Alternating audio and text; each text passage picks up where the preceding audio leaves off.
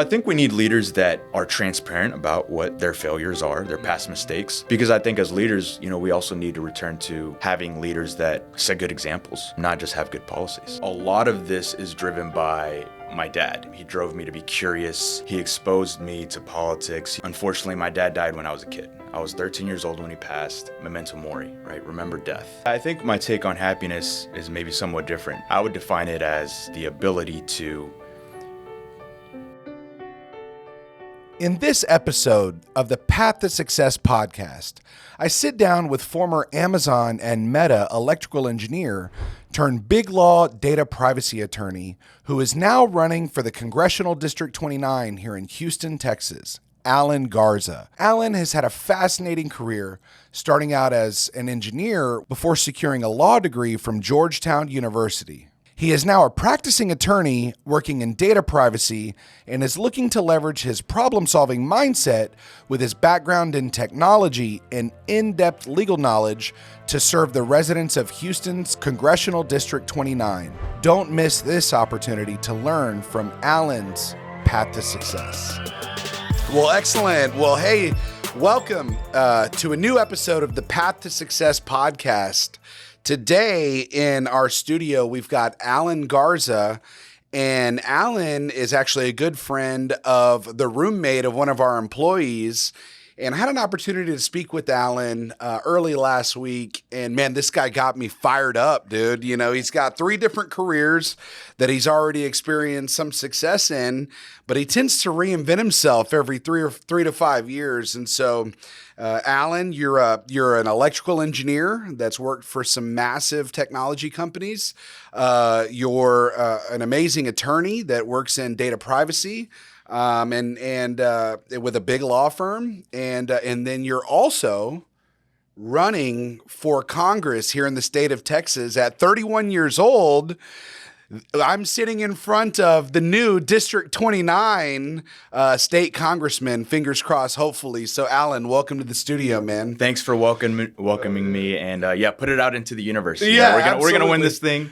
We're so excited to be here. Thanks a lot for giving me the opportunity to discuss some of the things that are going on. So, yeah. Absolutely. Well, my fear is that since you're running for political office, that you won't be as open and vulnerable as I'd like you to. No, I'm going to be an open book. That's why, I'm all, there's nothing that's off the table. So, well, good. Well, good. Well, my listeners already know that I'll go into what we call the 5%, the stuff that you only tell the top 5% of people in your life. But so we'll jump right into it, man. So number one, what inspired you after working so hard to get an electrical engineering degree?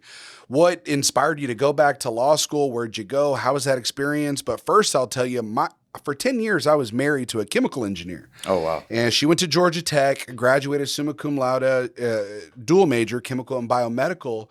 And she told me that circuits was the hardest class that she had ever taken. And she was like, these electrical engineers are fucking maniacs. Yeah. And so first of all, tell me about why you kind of did the career pivot.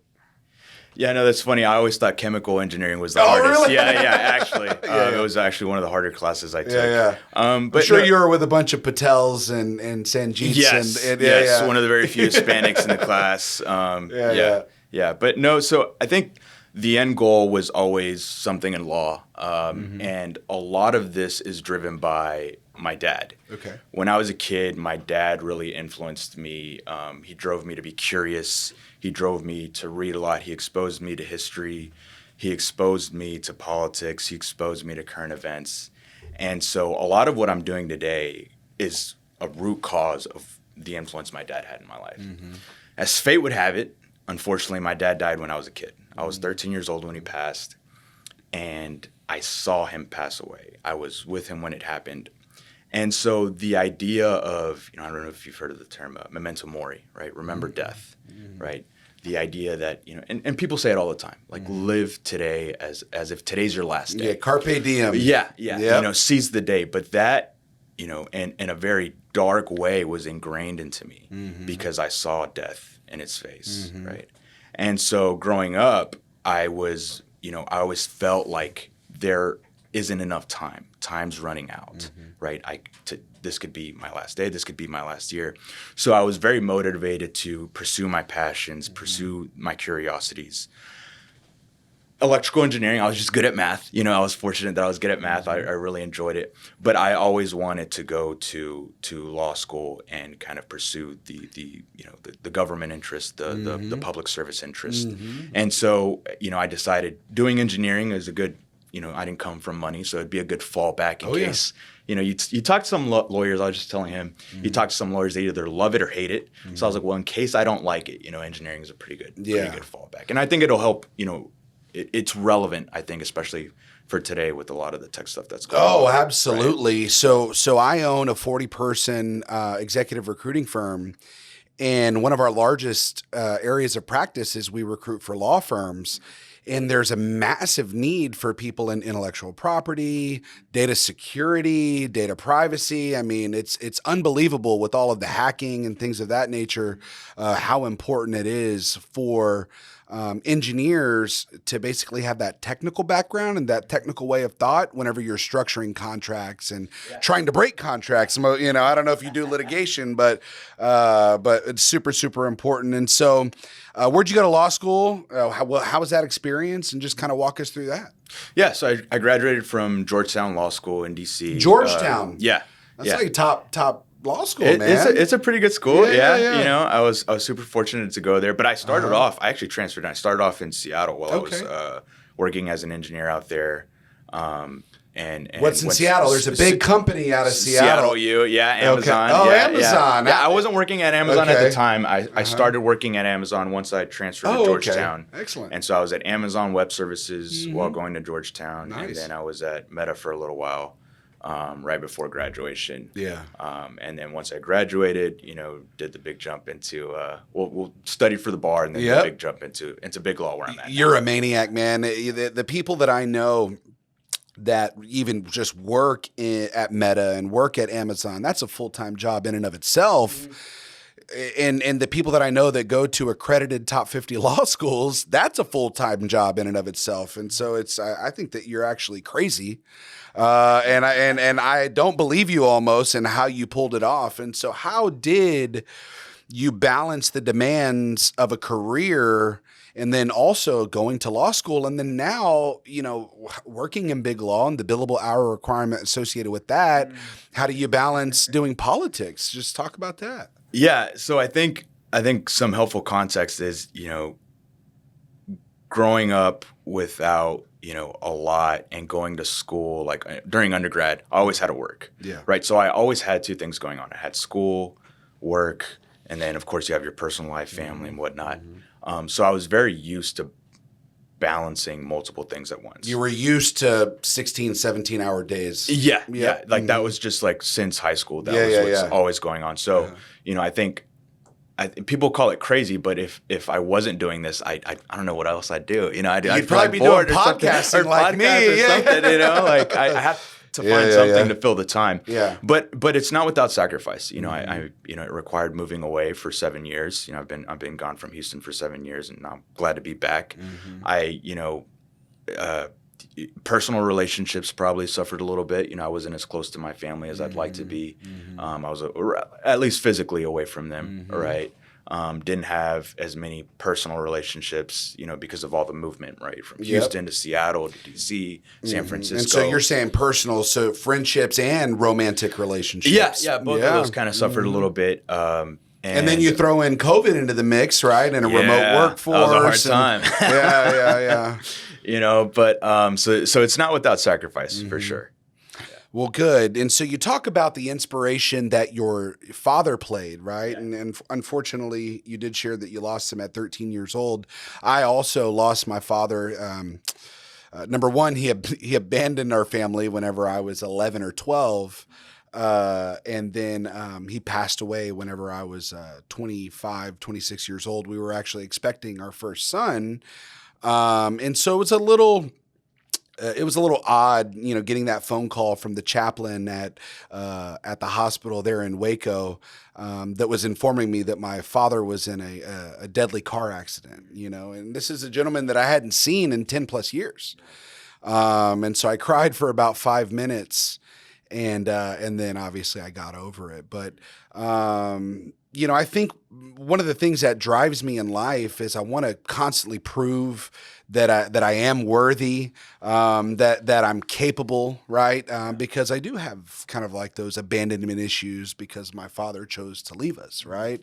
And I think maybe that fear and anxiety and insecurity is what fuels my success. Obviously, the work ethic and the focus and discipline and I almost heard pride to some extent is what's fueling you. And so what's one piece of advice that maybe your dad or another leader in your life gave you that's kind of fueled your success and it's been valuable? Yeah, no, it's interesting the things that our fathers say as children, how they stick with us. And so one thing that my dad always said is, I want you to be number one. Okay. Right? Doesn't matter what you do. You can pick whatever you want. But I want you to be number one. If you're going to be an artist, be the best damn artist, right? That's best great. Musician, engineer, lawyer, truck driver. My dad was a truck driver. He owned a small wow. I wasn't expecting business. that. Yeah, okay. He owned a small business. He had he drove a truck, and then he had two other trucks. And he's like, if you want to, grow up and be, do the truck driving business, then be the best at it, right? Absolutely. And so that definitely just stuck with me, right? So if I'm going to be an engineer, I'm going to try to be the best engineer. I'm going to try to work on the hardest projects. Yep. If I'm going to be, an attorney, I'm going to go and seek the biggest challenges of push the day, yourself. right? Step outside of your comfort zone. Tackle the tough projects because that's where exactly. you learn. Run to the challenge. And then the other thing is from my uncle, who's kind of really isn't really actually my real uncle, but he's kind of really stepped in as a father figure for me as a kid. And he said, whenever things get difficult, that's when you need to push the hardest. Persistence is key because you usually meet the highest amount of resistance right before you get that big break, right? And so I found in times where I'm just like, man, I don't know how I'm going to get out of this. This is where you just kind of dig in more, push harder. And it's helped me get this far, so. Excellent, man. I'm happy to see that it's paying off for sure. And so you said a couple of things that really resonate with me. You said, be the best, be number one. That's actually our why. Whenever you walk into our conference room in big, bold blue letters, our why for the company is to be the best, to close deals, and to make money, right? If you want to make a lot of money and save whales, hey, more power to you. But as an organization, we're always striving to be the best, right? And there's an element of pride associated with trying your hardest, giving your output. And even if you do fall, 2 steps too short, well, hell, you made it 90% further than anybody else that was unwilling to push themselves in order to get there, right? So like they say, if you shoot for the stars, you might land on the moon, right? Which is still a massive accomplishment, man. So be the best for sure. Well, good. So in your experience, I do want to ask you, right? So you said that you had sacrificed maybe personal relationships, right? In meeting you today in person for the first time, you seem like a happy-go-lucky guy. And so I guess my question for you is how do you define and cultivate happiness in your life right now? Since you are constantly pushing yourself and stepping outside of your comfort zone, how do you find time to be happy and be fulfilled and say, hey, I am doing a good job. I am fucking killing it. Yeah, I think my take on happiness is maybe somewhat different from kind of what the mainstream stuff of how people talk about happiness. So I would define it as, the ability to find peace and find fulfillment regardless of circumstance, right? And I think it goes back to doing something that you find meaningful, doing something that you find purpose in, because when you're doing something you find meaningful, you're able to endure through challenges. You're going to be able to endure through difficult times because what you're doing is important. And there's satisfaction that comes out of that, right?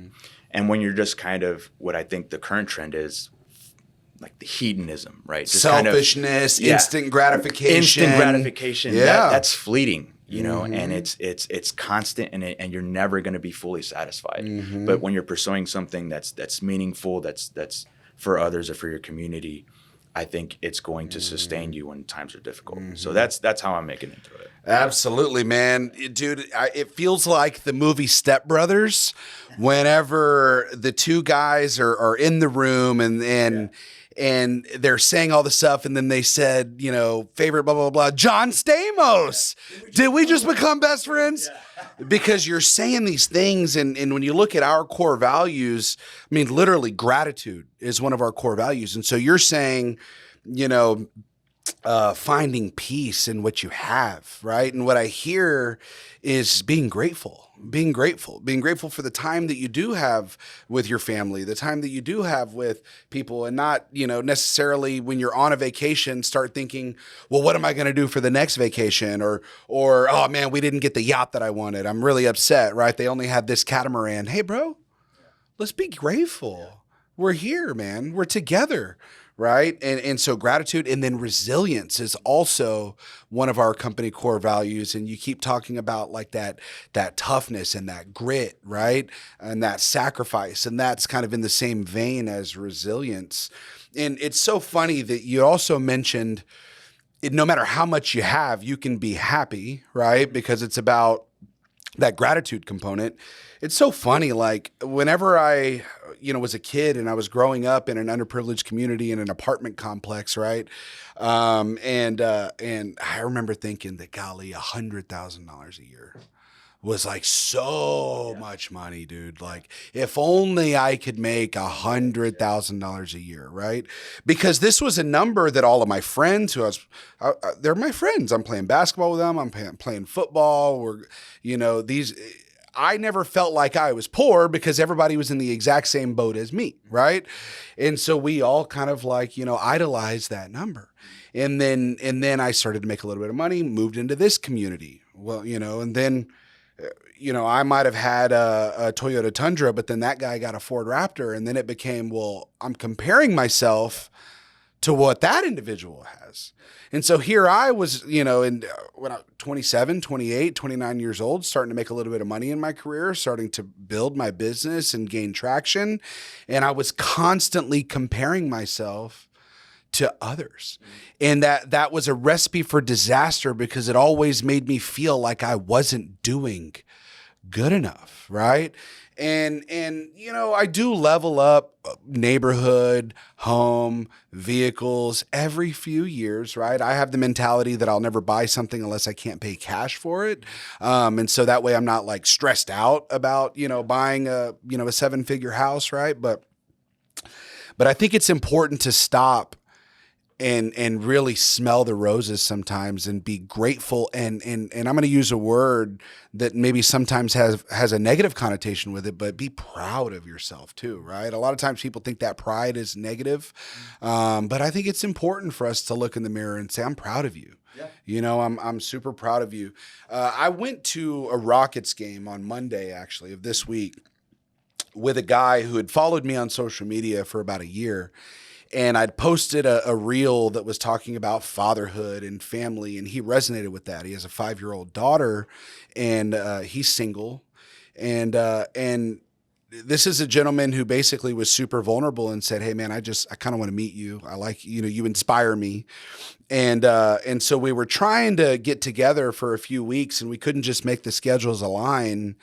And finally, he texted me and said, hey, I got an extra ticket courtside to the Rockets game tonight. Do you want to go? And so, of course, I canceled the date that I already had, right? Yeah. And I'm like, yes, I'm coming with you. And, you know, I'd never met this guy in person, but he's my hype dude on social media, you know. And we're talking about family and we're talking about failure and regret. And, he, you know, at 33 years old, when he looks in the mirror, he tends to think that maybe he's not where he thought he would be by the time he was 33. And I told him, I said, XYZ name. I said, you got to give yourself a little bit of grace, man. So when you look in the mirror, you see a failure because you were amazing at every single level of baseball in your life. You were the best middle schooler, the best high schooler, the best college athlete. You were drafted. You were a pitcher on the Houston Astros roster, right? Right. But then you didn't get signed when you were 28 years old in 2018. And so when you look into the mirror, especially during COVID, when we're all struggling with identity and mental health, and because we're in isolation and, he's sitting here thinking, what am I going to do as a career? Right. And so he went into corporate America in 2020, and I'm sitting here telling him, dude, you're comparing yourself against all your rich 33-year-old friends that had a whole last 10-year head start on you.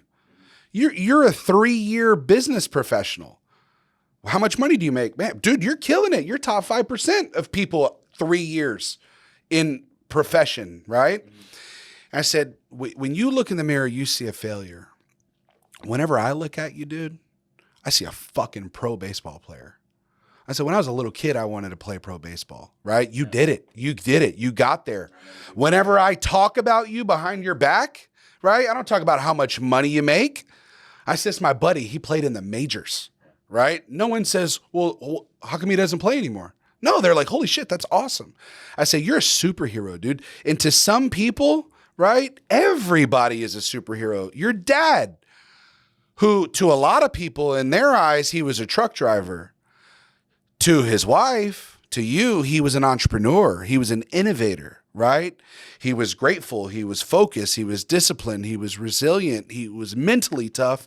He was probably physically tough. Right? Your dad was a fucking superhero. He wasn't a truck driver, right? So I think it's important for us to stop and smell the roses, man. Yeah. Yeah. And I think it's especially important because, like you said, most people are comparing themselves to others, and people tend to have negative reactions to that, right? And put others down. So it's definitely important to kind of take a look at yourself and say, just appreciate where you're at and how far you've come. Absolutely. Right? Because you can also compare yourself to others that, are your age and maybe not doing what you're doing. Yeah. Right. So I read this book. I think it was a Jordan Peterson book that said, the best person to compare yourself to is yourself yesterday. Right? Oh, that's a good one. Yourself yesterday, not even and be a year better ago. Than that. Yeah. And just try to be better than yourself yesterday. Absolutely. So I try to follow that. Yeah. Awesome, man. Jordan Peterson, man. What a great communicator. The best vocabulary it's so funny though. Like you look at the traps of success. I'll share a story. When I was 29 years old, I bought an Audi R8. Okay. It's the fucking Superman car, dude. Or Iron Man, not Superman, Iron Man. This is Tony Stark's car. Yeah, when I saw it in the movie, I was like, I want to get one, right? And I could finally justify it. And my wife at the time said, okay, I'll allow it, right? And so I bought an Audi R8. And I'm thinking, man, I'm fucking killing it, dude. And then I pull up and some guy who I respected and admired, or at least at the time I thought that I did, he said, oh, you didn't get the V10, you got the V8? It's like, bro, why are you going to burst my bubble like that, right? And then when I looked in the mirror, I started to challenge myself. Why am I? Why do I need the V10, right? Man, maybe I'm not killing it, right? And so, yeah, that was a little bit of a humbling experience, right?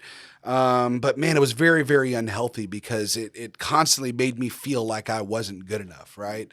Whenever the people whose opinion probably should have admired the most, they were saying that's a badass car. And then these people that I was idolizing, right? It still wasn't good enough, right? And so I think it's important to surround yourself with the right people that are giving you the right energy and affirmation and gratitude and resilience as well. Yeah, and I think it's also a symptom of, I think, the social media age, right? Like the Instagram and the TikToks and their definition of success, right? And that's kind of, even if you don't use it a lot, I think it seeps into people's minds and it seeps into what they define as success. And so, hopefully, moving forward, we can, especially leaders in government, right? I think find ways to, challenge that narrative of what success looks like as social media defines it. Right? Yep. So let's kind of change to a different topic. I want to maybe talk about, sacrifice. And so I do want to ask you, so could you share a moment in your journey where sacrifice or failure actually led to a significant achievement in your life or career? Yeah, I mean, I think there's always sacrifice in leaving loved ones. I think that was probably the most difficult thing. When I first moved to Seattle, I didn't know anybody there, and made friends along the way. But it's difficult to, I think, create meaningful relationships when you're so focused on your career, and then the constant movement, right? Going from Seattle to DC. In DC, I'm working for these big tech companies. I'm going to law school, so it was very hard to like establish like meaningful relationships. But through that sacrifice, though, I've gotten to go through some cool challenges, right? Okay. Like some of the, like I got the big law firm that I work at now. Like some of the issues that we're working on are things that, I read in law school that I thought were really cool. And I was like, man, I don't know if I'll ever get an opportunity to work on that, right? And through that, I'm exposed to like all sorts of super awesome, super smart people, and being able to pick their brain on it and being able to collaborate with them on things has paid off. So it's like, yeah, maybe I sacrificed some relationships, maybe I didn't have, the opportunity to go out to the bars as much as I would have liked to, right? But now in the professional world, I'm meeting these really awesome people and building relationships with them and working on really cool stuff. Right? So. Man, that's exciting. You're literally creating educational content for future generations in law school, what they're going to read about, bro. Like they're going to see your name in there talking about the cases that you're working on, right? Are you handling like the MGM data privacy hack and things of that nature? No. But if I was, I can't tell you. If I was, I wouldn't be able to tell you.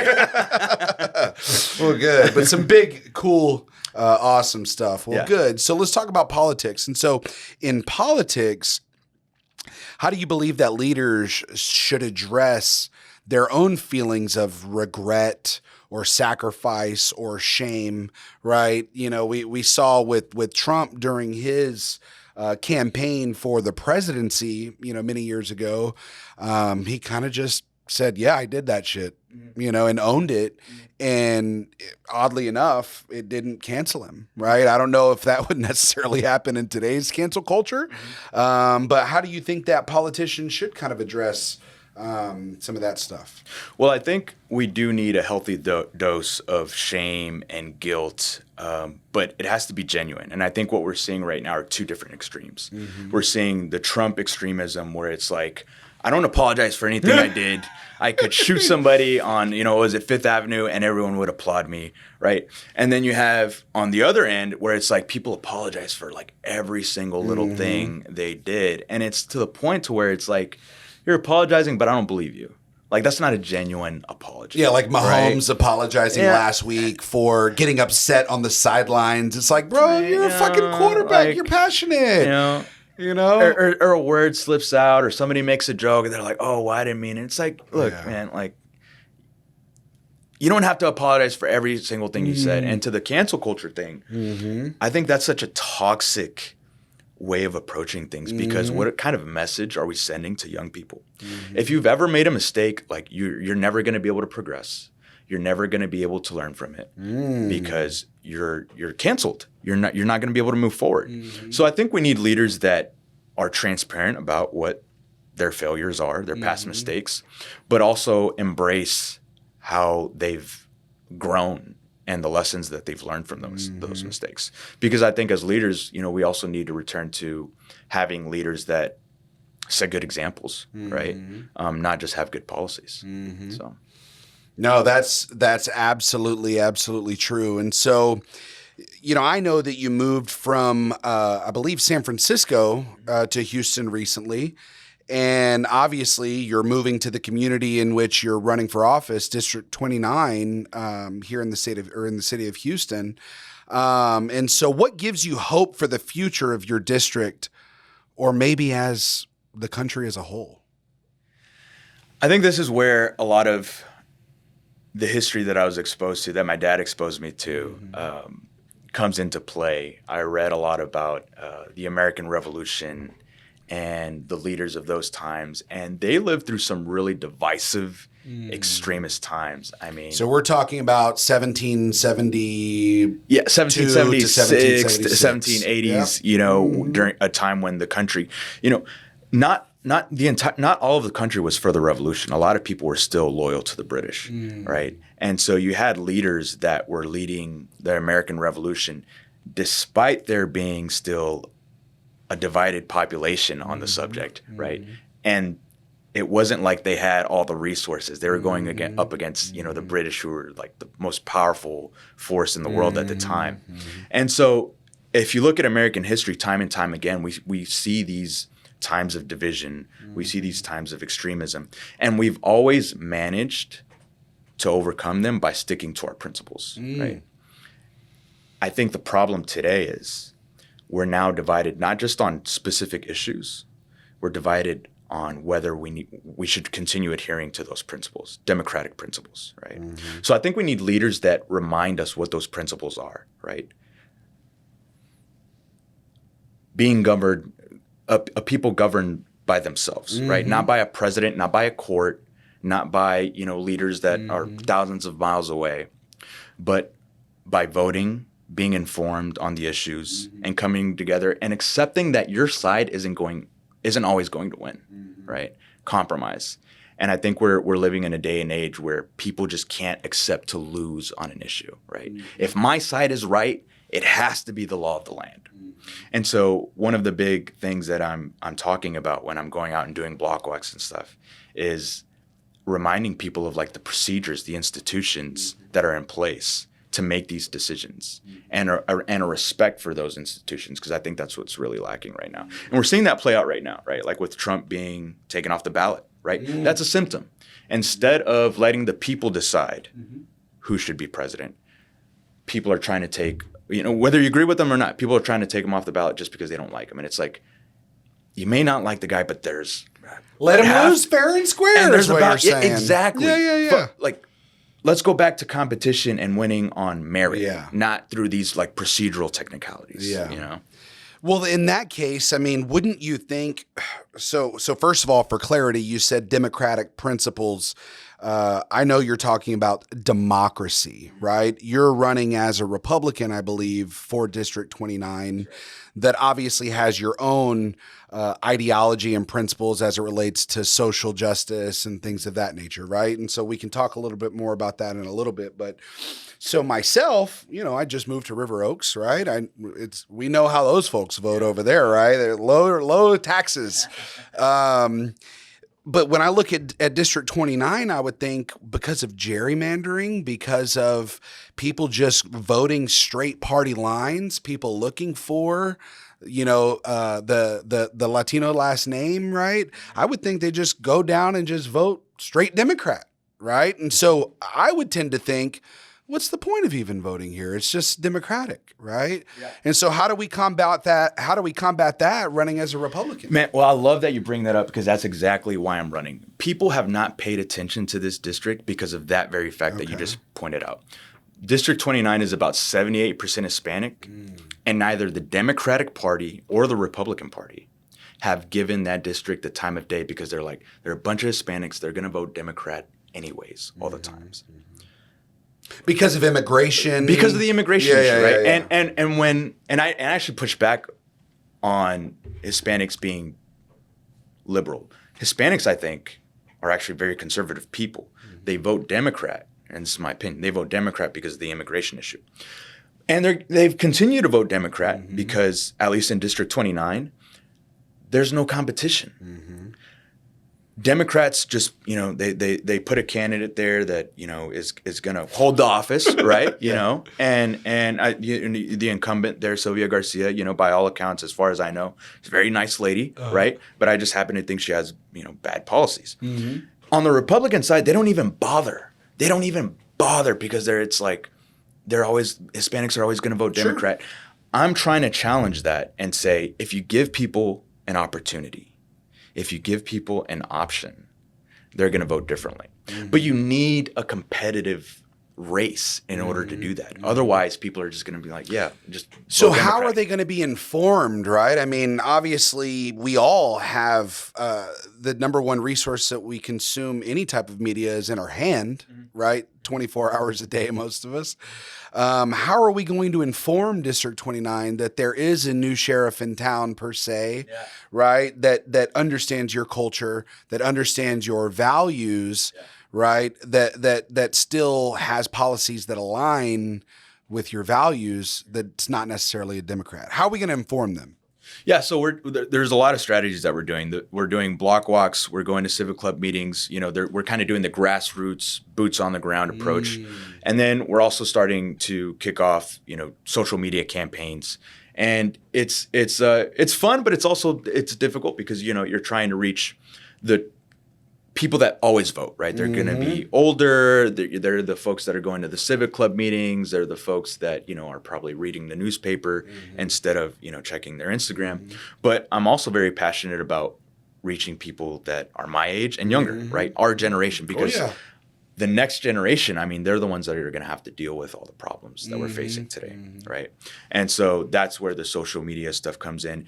And as a conservative, as a Republican, I think it's important to not abandon conservative principles, but what I'm trying to do is apply those principles to issues young people care about, right? So talking about artificial intelligence, talking about social media, talking about, a lot of people care about the environment. What are conservative policies on the environment that young people can get behind, right? So talking about those things to get people engaged. And then, of course, the big thing for District 29 is immigration, right? The first thing is like, well, if you're a Republican, you probably want to deport me if I'm Hispanic, right? Like people say stuff like that. And it's like, I think you can still be a conservative, you can still secure the border, but I also think it's time that we give the people that have been here, perhaps illegally for a long time through no fault of their own, a path to citizenship. We're inheriting an immigration system that's broken and that has left a lot of people in legal limbo. And I think we have a duty to them and to ourselves to fix that, right? So I'm for creating a path to citizenship while also, securing the border, which has to be done because there is a crisis at the border, right? And I think when we're out talking to folks, right, like people are like, that sounds pretty reasonable.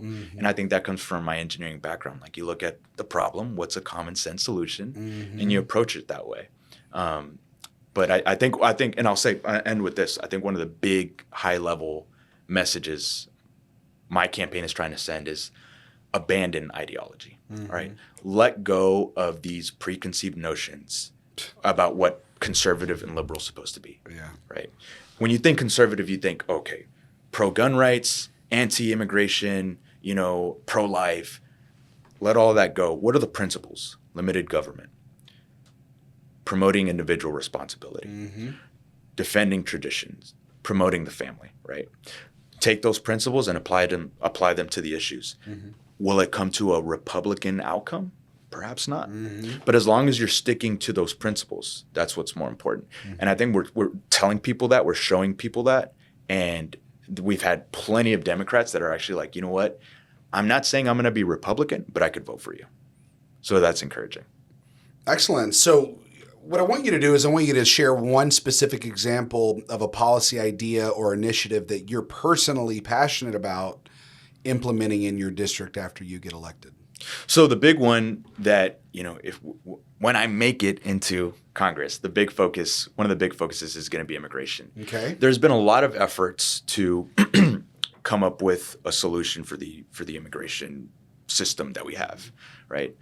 On the right, you have people that want to secure the border. On the left, there's the big focus on creating a path to citizenship, right?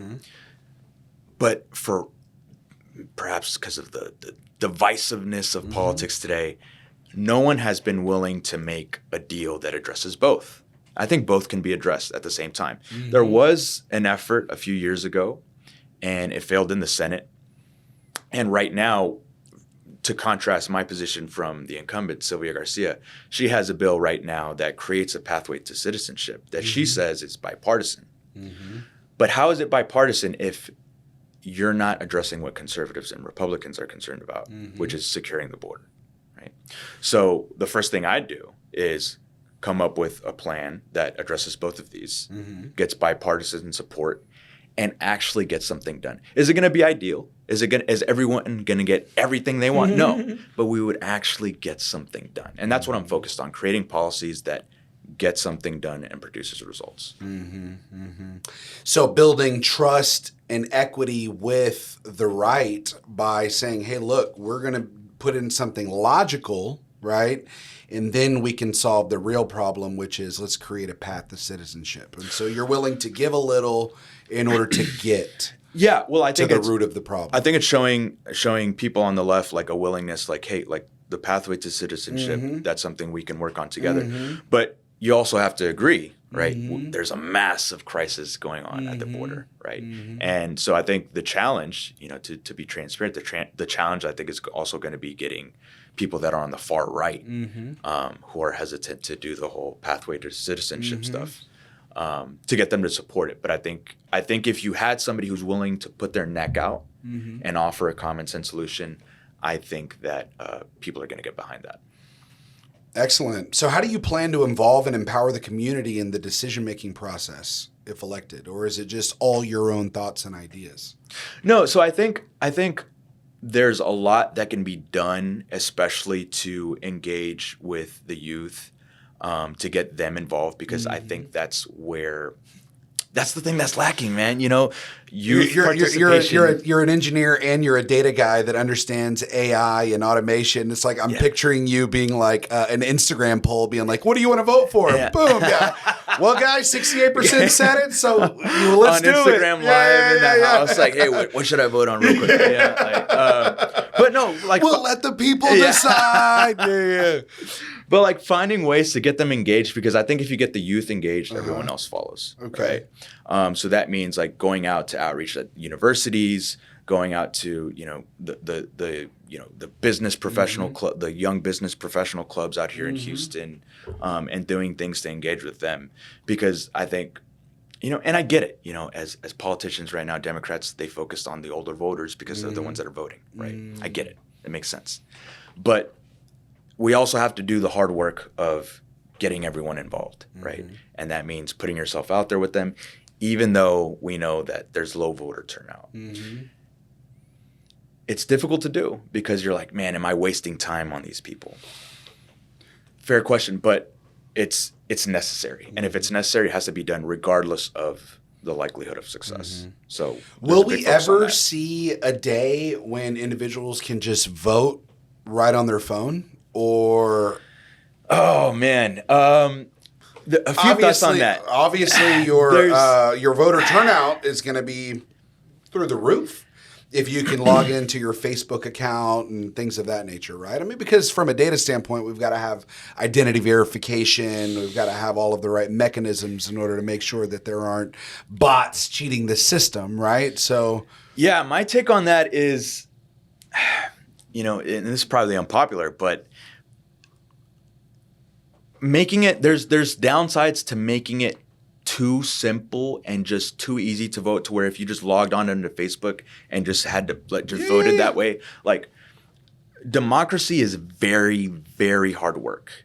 You have to be informed. You have to spend time getting to know the issues, the politicians. And that doesn't jive well with today's culture of quick, instant gratification. You want to get things done fast. Yeah. And it's just like, in order for democracy to work, that's a good point. It just doesn't work. You have to put in a little bit of effort. And if the effort is just, hey, block out an hour one morning before you go into work. I mean, so what you're saying is the system as it exists today,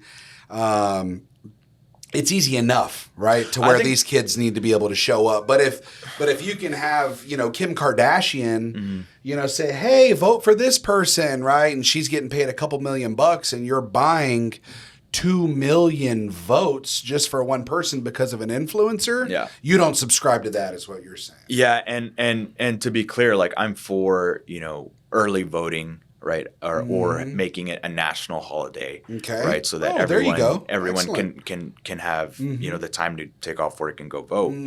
But and I just like at a higher level, we have such an emphasis on rights. We don't talk enough about responsibilities, right? We talk about the right to vote, but what responsibilities do we have that are attached to that right? Right? And so we need leaders that emphasize to talk about that as well. Understood. So I don't know you that well, but my interpretation is you're running as a Republican because you want to have the highest probability to get on the ballot, right? But you probably do have some type of beliefs that a traditional Latino man in the Hispanic community, right? That's lived in Seattle, that's lived in San Francisco, that's lived, right? Or do you see what I'm getting at? I don't see a Republican glaring at me right in the face here. Yeah, no, right. I think, so how have those locations influenced your political ideology and just your upbringing? Yeah, no, I think I grew up in a very conservative household, so that I think that influenced me a lot. I think my faith as a Christian influences that a lot. So I would say, like, if you look at, if you go to my website and look at some of the policies, and you actually read the policies, you'd see that I'm pretty conservative, but I'm willing to. Not just willing. I love having conversations with people who think opposite of me. Interesting. So I loved my time in Seattle. Okay. I loved my time in DC. A lot of my friends were like on the opposite side of the spectrum. I could imagine. So I was usually like the lone conservative of the group, right? And some of my positions were like sometimes really extreme to them. And we would debate and discuss, and they sometimes would get mad. But I loved just the back and forth. And I learned a lot. Like, there are some things that I think, when it comes to criminal justice, the criminal justice system, that's probably something that I've kind of taken a more libertarian or left-leaning approach to. And that's something that's changed. But otherwise, I think it also, living in these liberal cities, kind of reaffirmed my conservative principles, because you look at some of these cities like Seattle and San Francisco, I mean, they're not doing well, especially after COVID. And I think a lot of that has to do with liberal policies. So, my family was concerned that I'd come back, with blue hair or something. Yeah. But no, that wasn't the case. Yeah. They, them now. So, I think you're joking. Well, good. So let's talk about technology, right? I want you to elaborate on an exciting, specific legal case or issue that you worked on that was highlighted at the intersection of law and technology, right? We don't want to hear company names or anything like that, but let's share a story of something that's just fucking cool that we'd want to hear about. One of the things, I'll share something that I was very interested in law school. Okay. And one of the things that I'm really passionate about is the Fourth Amendment. The Fourth Amendment protects your right against unreasonable searches and seizures from the government. So think of it as like your right to privacy against the government. That right was written up back in 1789. It was ratified in like 1791. 1791. Right. I knew that, and I was going to correct you if you got it wrong. During a time when we didn't have the technologies that we have today. Yep. So now a lot of the legal issues around the Fourth Amendment are, how do we apply that right in this digital era? And one of the more, I think, intriguing things and kind of creepy things that's going on right now is this rise of neurotechnology, right? So the ability to say, like, to tweet something by just wearing like a cap and not actually like moving your hands or anything like that, right? A lot of that is using measuring brain signals. That's insane, right? Because right now I could say, hey, Siri, send a tweet, and then just say it without using my hands. And so from an but I'm literally just analyzing thoughts. Just analyzing your thought. They've done it to where you could send a tweet. So AI and machine learning, artificial intelligence and machine learning to read your brain signals. Wow. So that you could produce that output. Please don't do that, right?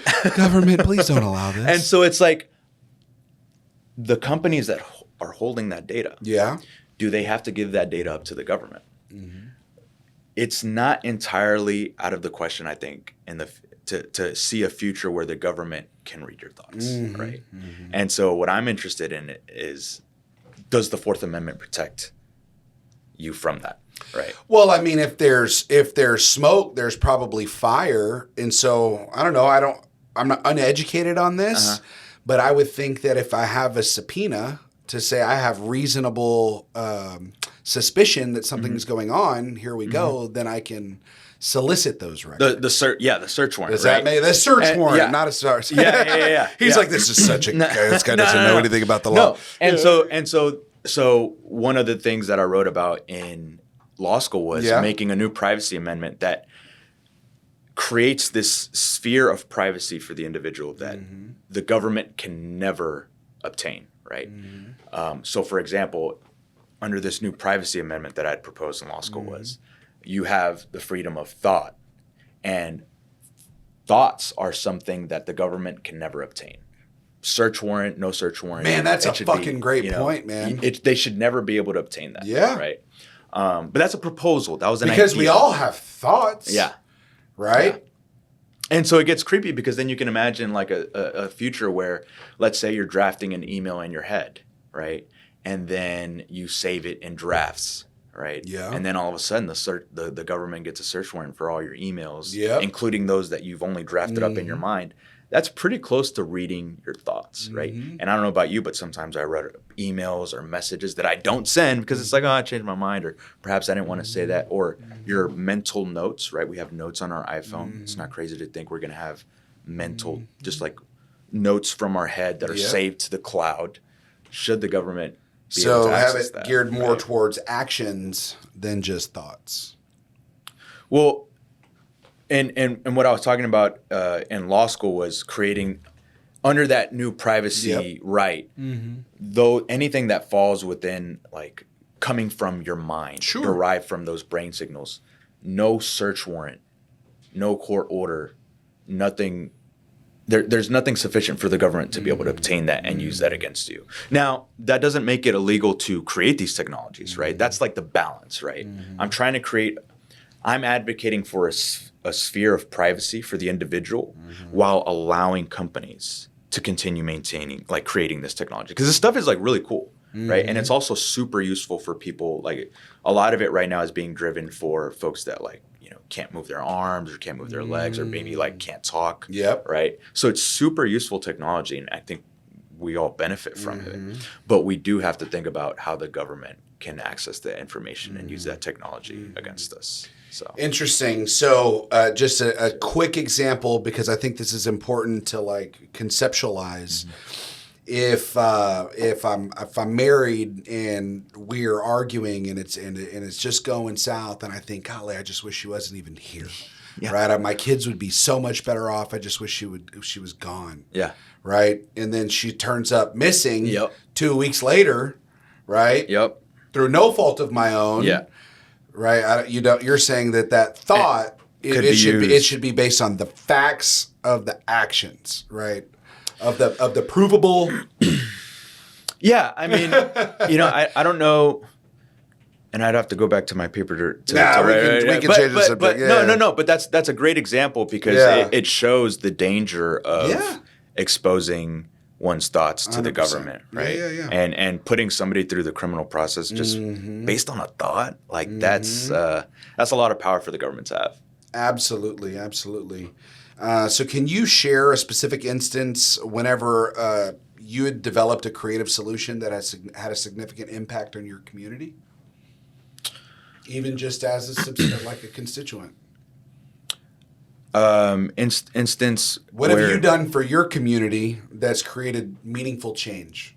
Already to date as a non-politician. To date as a non-politician, I think probably what comes to mind was I was very involved in my church, right? Oh, okay. And so, there was a lot of community outreach events that we did as a church. And not all of them were I guess had a religious message to it. Some of it was just, doing Christmas toy drives for the neighborhood and whatnot, right? And I think it's pretty cool because then that kind of taught me how to do those things, and we're kind of implementing some of those things now for the campaign. And I try not to advertise that a lot because that's something I try to do purely just for the community and not Political gain. Yeah, exactly. Right. So you won't see too much of that. Unlike Trump when he's running, I'm such a huge Christian. Yeah, somebody had to teach him how to pray, right, in order for his campaign. Golly. Yeah. So what initiatives or programs do you envision implementing to improve the lives of your constituents? Well, I think the immigration one is probably the first big one, but then also looking to see how we can incorporate artificial intelligence not just into our education system, but also in the workplace and training programs for folks to help to be able to utilize artificial intelligence. I think some folks are referring to AI as like the new utility, right? People are starting to look at the internet as a utility. I think in the future, AI is going to be kind of like that new utility that everyone is going to access. And the more you know how to use that utility, right, the more you can make your way in the world. And so that stuff, what's different about it is it's advancing so rapidly. We need to be sure that folks are getting educated on how to use it so that they don't fall behind, because there's going to be this there's the potential for a lot of people to fall through the gap because artificial intelligence is just blowing up everywhere, right? In the workplace, at school, and the social media, everywhere. And for the folks that maybe don't know how to use it or don't have the resources to know how to engage with it, they're the ones that I think are going to be the most vulnerable, right, in our economy. So setting up training programs and systems and resources so that they know how to engage with it. Yeah, and so an example would be as we were in school and we're getting educated on Microsoft Word and Microsoft Excel, right? And then obviously, people always talk about why did I learn algebra? I'm never going to use this ever again. But that's what teaches you to think creatively and to solve problems and to recognize that every problem has a solution. It's a matter of making mistakes and reverse engineering, right? And so it is critically important that we understand basic math skills and things of that nature. And right? so for AI, like prompt engineering, right? How do you ask the right question, right? How can you tell when maybe there's a hallucination, right, coming out of the artificial intelligence output, right? And so just learning how to engage it, how to engage with it, how to interact with it, and put it to use in the economy of the 21st century. What I want to do is I want to tell you my prompt that I gave ChatGPT in order to generate a list of questions for this interview. And I want you to grade me on a scale of 1 to 10, all right? Create a list of 50 podcast questions about life, happiness, failure, success, sacrifice, shame, regret, and optimism for the future for a guest who has an electrical engineering undergraduate degree and a law school degree from Georgetown University, who works inside of a large law firm as a senior associate. He lives in Houston now and recently moved from San Francisco and lived in Seattle and DC before that. And he's running for Congress in the 29th Congressional District here in Texas. The questions should induce great stories, intimacy, authenticity, and let the listeners know that the podcast guest is knowledgeable, credible, ambitious, creative, inspiring, and cares a lot about his people. Wow, that's actually really good. Prompt engineering. What's the score I'm getting? I would say about an 8. I think an 8. I think it'd be a 10 if you're using. So I have a chat. Okay. For specific things. And at the very beginning, I'll give it all sort of context and information. Okay. And then when I give it a question like that, it's using not just the information I gave it, but all the other copy and paste stuff from your website, copy and paste stuff from your LinkedIn profile, your law firm bio. If it had all that information. And so for example, for yours, I would have, and maybe you already do this, so let me know. No, I don't. Podcast. Yeah. And here's my podcast. This is who I am. This is what we do. Here's transcripts of past podcasts that I've had. You can do all that? Yeah. So especially because it's going multimodal, right? So it's not just text. You can upload files, images. And so I don't know, Gabriel, you better be writing this shit down, the dude. craziest story I have with ChatGPT was my aunt asked me if I could fix her oven. Yeah. Because there had been a bad circuit. And I was trying to determine whether there was this connection that was soldered or connected, like a pin. And I took a picture of it, sent it to ChatGPT, and I asked it, what type of connection is it?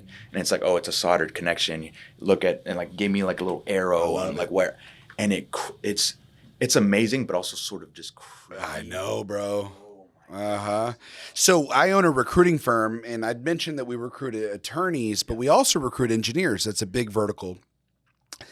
And so we're always recruiting for computer vision engineers, right? And individuals that have experience in mechatronics and things of that nature. And so that's an example where a computer vision engineer develops some type of a software that knows how to interpret images, compute that data, right, in order for artificial intelligence to make a determination on what it is, right? Yeah. Wow, man, it's unbelievable. Yeah, and the computer vision problem, there's a lecture by Jordan Peterson actually, that talks about the problem of perception. Okay. And it's just fascinating how difficult that problem is, because they've been working on this stuff for years.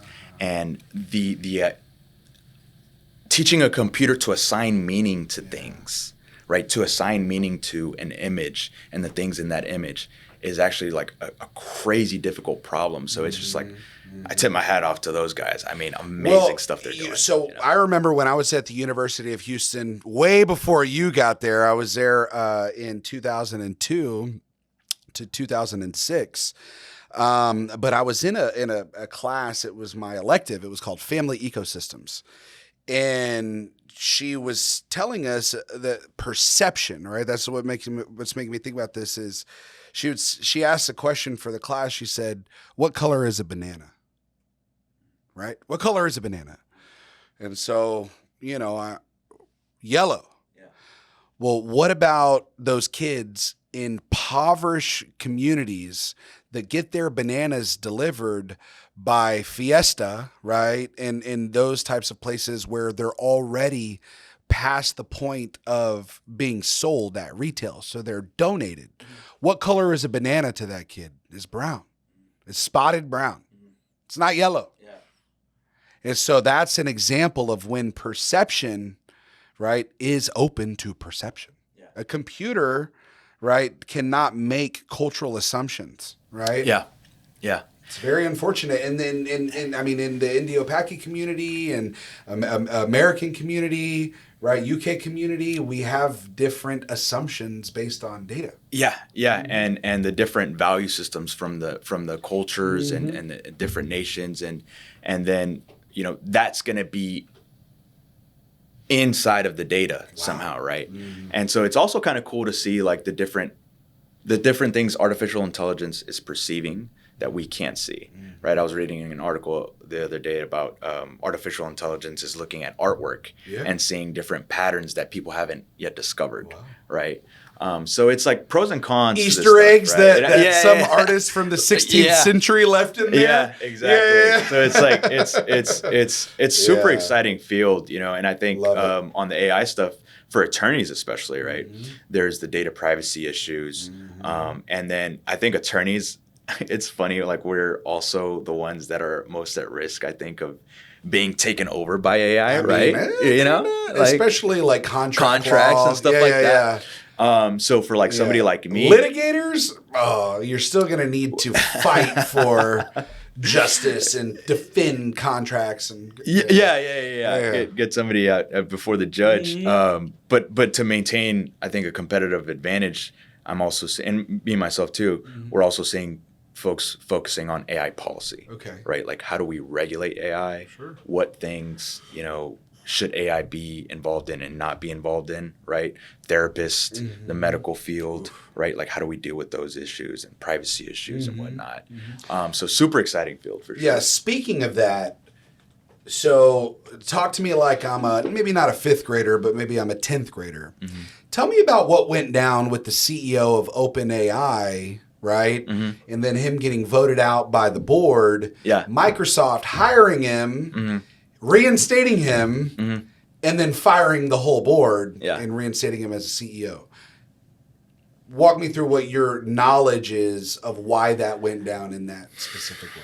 I mean, I don't have any, I guess, you know what I'm talking insider about, information about it, right? But my perception of it is that the most intriguing theory that I saw out there was that Sam wasn't being open about how far the technology was progressing or something, right? Okay.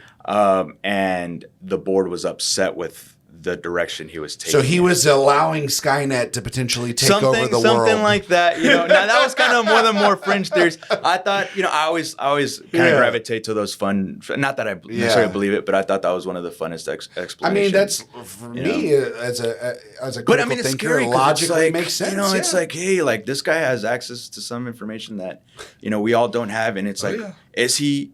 And it goes back to the discussions we have about centralized power, right?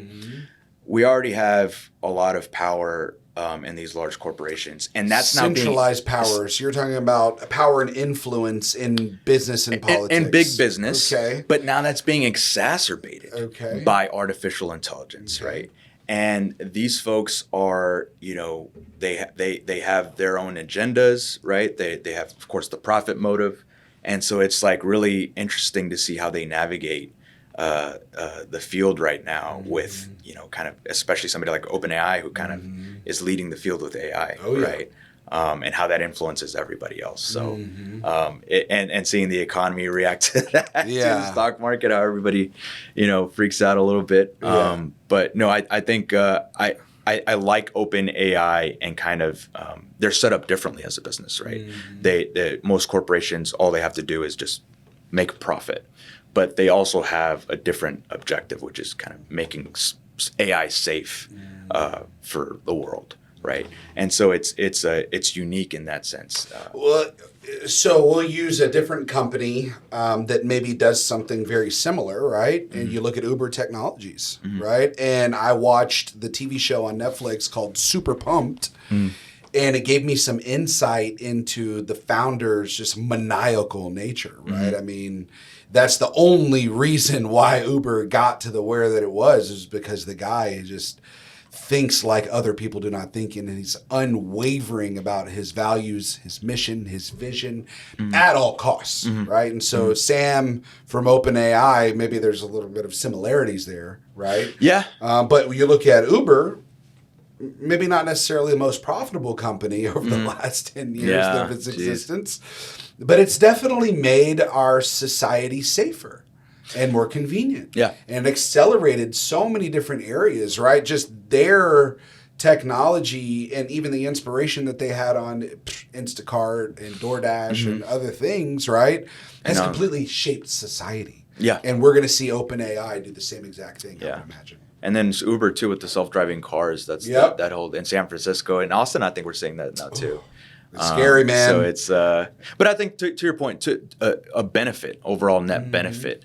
But I do think, especially as like folks in government need to think about, how much power do these people have, and make sure we don't create regulations that entrench them. Right? We want to keep the field competitive and let new people come in with new innovative ideas. Certainly. Right. So.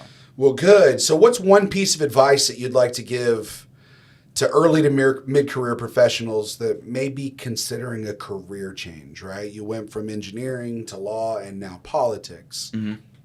Give us some insight into that. Yeah, I think coming up with come up with a plan, and then two, find ways to enter the field in a way that your existing field complements the new one. That's right? it. Yeah. So for me, I leveraged a lot of my insights, working in big tech, right? Going into the attorney side, saying like, look, I have a technical background. I understand the culture of these companies. And so now working, kind of in that same field, but from a different profession, that helped me really lateral over right? And I really emphasized it. You didn't quit engineering and go back to medical school, where it might have been a little bit less valuable to have that technical acumen and experience that you'd acquired. Great share. And as an individual that owns a recruiting firm, I get approached by people all the time that say, hey, Jeremy, I want to make a career change. Can you help me out, right? And what they don't realize is we don't help people find jobs. We charge a lot of money from corporations that pay us to poach somebody that's gainfully employed doing the same exact job at the firm across the street, right? Yeah. So we're professional poach artists, right? Yeah. But when you look at somebody who might be a teacher, right? Well, what are they good at? Lesson plans, instruction, right? And so that could maybe go to like corporate trainer, right? Yeah. Because that experience, right? Or if you look at somebody that's a restaurant manager, right? And then they're just, struggling with I've been doing this for 17 years. What do I do? Well, there's companies out there that sell point of sale systems or software or supplies and things of that nature to restaurants. Good examples of how your experience as an operator can translate into a completely different industry, right? Yeah. Yeah. And sometimes taking a step back financially in order to get that foot into business. Yep. And then letting that be the launch pad for your career. Yeah, and there's I've seen people go about it in different ways. There's like a complete profession change, right? Yeah. Like engineer to attorney. But then there's also like just industry change. Okay. So like when I was in big tech, I was working on data centers, right? At AWS. At AWS, and what I saw a lot of was engineers coming from oil and gas to the data center world, because oil and gas is kind of cyclical. It's and some people say it's fading out and whatnot, right? Archaic, yeah, but it's literally it's the decomposing bones of dinosaurs. But it's working on critical infrastructure, right? And so I saw a lot of oil and gas engineers say like, hey, like this is a totally different industry, but I'm familiar with critical systems, right? I'm familiar with systems that, needing to maintain systems that can never go offline, right? So let's say a power plant versus or a refinery, and then now a data center where right? With so you servers. Don't want, exactly, right? You don't want a power plant going off. You don't want your data center going off, right? Yeah. So like the principles and the skills are similar. It's just maybe applying it in a different industry. So that was like when I talk to sometimes folks reach out on LinkedIn. That's also something to consider too. You don't have to just change from teacher to or from engineer to lawyer. You could be engineer to a different profession, or something. Yeah. I understand. Well, good, man. That's a great share for something that's in my industry. Yeah. I thought awesome. So we talked a lot about success. We talked a lot about learning and growth, technology, law, politics. How has your own personal definition of success changed over the years? Yeah, I mean, I think like a lot of folks, it was when I was younger, definitely tied to like financial success, right? Like especially when I was in high school and I felt like the strain of like feeling like I didn't have enough and comparing myself to others when I was younger. And as I've matured, I think going back to like what my dad was teaching me, being number one, right? And tying my success to how I'm doing in my career, whether I'm excelling, am I going, at least in the positive trajectory, right? And so I tend to base my progression, right, and grade myself in, am I... When you say progression, you're saying knowledge, skills, right? Like how I'm doing at work. So like at AWS, not just monetary, right? Not just monetary, right? And what I found, fortunately, you're in a field that pays very well, though. Right. But what I found is when you chase, when you look to be the best and you tie your success to that and accomplishments, the money tends to follow, 100%. Right? And so I think that's a much healthier way of looking at success. It's not how I started off, right? And I think that's something that's learned as you mature and whatnot. It does. So I can absolutely relate to that because I just strive to win. I want to be the best and I want to win. A byproduct in my industry is making a shit ton of money. Yeah. One of the challenges is is, let's say you have a guy who, just grinded and hustled, and he's in the NFL and he's a QB and has an injury and he comes back, and man, there's all this triumph associated with what he's accomplished. He gets to the Super Bowl and then he loses the Super Bowl, right? He looks at himself and he says, I'm a fucking loser. I am not the best. There is some sense of pride to have of, I came back from my injury. I got to the Super Bowl. I'm comeback player of the year, right? We're looking at what, the guy for the Browns is doing this year, I mean, it's huge. Yeah. And so the point is like that there comes a downside of constantly wanting to be the best because it is a moving target, because even when you're number one, you still have opportunity to improve. Yeah. And so do you want to be the best? Let's just say, I mean, you're working at a fucking top 20 law firm, right? You could be number one already at some boutique little IP law firm, right? You're the best there. Yeah. But are you the best version of yourself, right? And so Yeah. it's important to really analyze what does it mean to be the best, right? Yeah. And so another way of thinking about it is getting better, better. 1% everyday mentality, right? Yeah. And I think part of being better is part of being uncomfortable. You should never feel like, or at least I never like to feel like things are going just too well, things are too easy. I want to be in a room where I'm like, man, this guy's like smart as hell. Like I could learn something from this guy, or like, because if you're not feeling like that, you're probably not challenging yourself, 100%. right? So it's like but that's like a constant thing, right? Like constantly being uncomfortable, constantly being on your toes. Like it's like emotionally draining, right? It creates like a lot of anxiety, but I think it also keeps it fun, right? Absolutely. So, good. Yeah. Well, man, it's been awesome to get to know you over the last hour. Been a pleasure. I'm proud to call you a friend now. Yes. If one little piece of advice in closing, you already gave us a ton of nuggets, but what's one little thing? I think, and this is something that I think I've seen in you over the past hour is, if you want to make a true difference, it takes balls. That's something that my uncle told me that he heard from somebody. And I think you see this in business, and I think, it's relevant in politics. If you want to create real change, it takes guts. You have to be willing to take risks. And, for those that you may not always succeed, but the ones who did are the ones that were willing. Awesome, man. Yeah. Pleasure, Thanks man. a lot, bud. Thank you.